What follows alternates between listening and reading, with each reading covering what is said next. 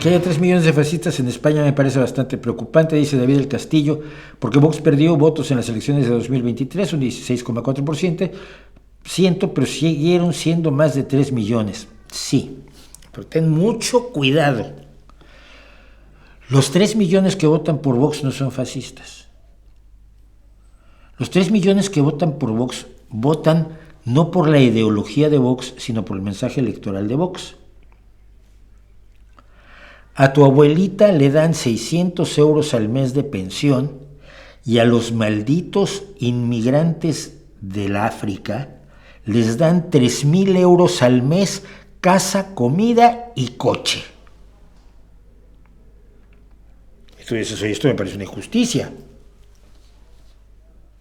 No te das cuenta que no es cierto, te parece una injusticia. Y nadie más quiere defenderte de ese horror que a tu pobre abuelita le estén hambreando, mientras todos los inmigrantes que llegan de África tienen pues, sus 6,000 euros al mes y su coche y su casa, por supuesto un piso en la Castellana probablemente, como si fueran Ayuso, ¿no? Y entonces tú votas por Vox porque Vox te promete superar esa injusticia. ¿Estás votando por el fascismo de Vox? No. Estás votando por el mensaje populista de Vox.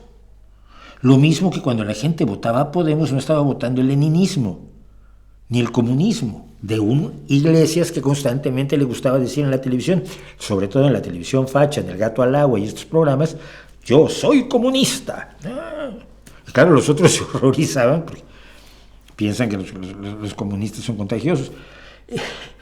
Pero la gente no vota por eso, la gente no vota por los principios básicos de la agenda, en muchas ocasiones oculta.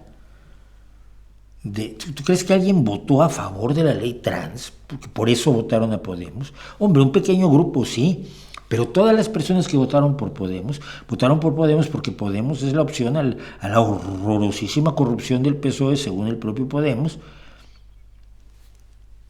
Aunque Podemos no haya podido demostrar la corrupción que dice que tiene el PSOE. Que hay corrupción en el PSOE, sí, pero nosotros los echamos del partido en vez de mantenerlos en el partido como en el PP y en Podemos. Bueno,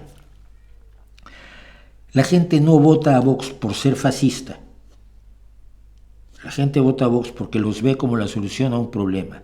A problemas reales o a problemas imaginarios, o a problemas presentados simple y sencillamente de manera demagógica.